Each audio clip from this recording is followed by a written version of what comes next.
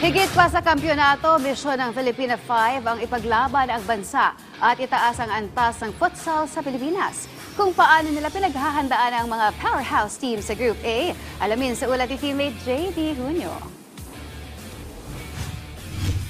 Patuloy ang pagsasanay ng Philippine Women's Futsal Team o Filipina 5 bilang paghahanda sa paparating na FIFA Futsal Women's World Cup 2025. Unang laban pa lang ay matinding hamon agad ang haharapin ng koponan katapat ang World number 14 Poland. Kasama pa ang heavyweights na World number 6 Argentina at Morocco na African champion at World number 31. Hindi madali ang landas ng Pilipinas sa Group A, pero malinaw ang layunin ng koponan ang ipaglaban ng bandila ng bansa at makasipa sa semifinals.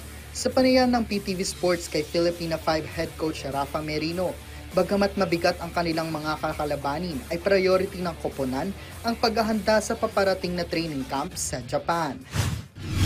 Very important that they focus on themselves. It's got difficult teams, but it's really important that they focus on themselves. Now they have a training camp in Japan, and they're looking for another training camp. But it's really important to create their own identity. As I said, focus on it themselves. Make sure they do what they want to do. So it's more about them. Ayon naman kay team captain Isabella Flanagan, walang makapagsasabi sa magiging resulta ng mga laban. Kaya naman mahalagang matinding preparasyon para dito. I think the whole draw was very good. I know each group's very unpredictable and futsal itself is very unpredictable. You know, it's very game dependent. One team can have an off day and it'd be the most important match ever. So it's just, you got to take it step by step and do what you can to prepare so that when the moment comes, you know you did everything you can.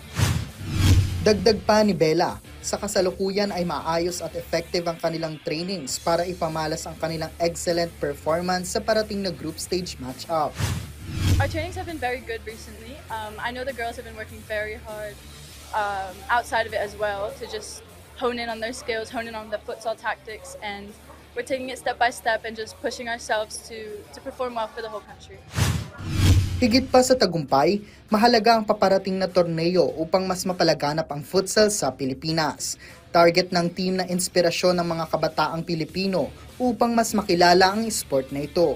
Sa kabila ng bigat ng kanilang grupo, nakatutok ang Filipina 5 hindi lang sa kanilang mga kalaban, kundi sa mas malaking misyon, ang ipakilala ang futsal bilang larong kayang ipagmalaki ng mga Pilipino. JB Junio para sa Atletang Pilipino, para sa bagong Pilipinas.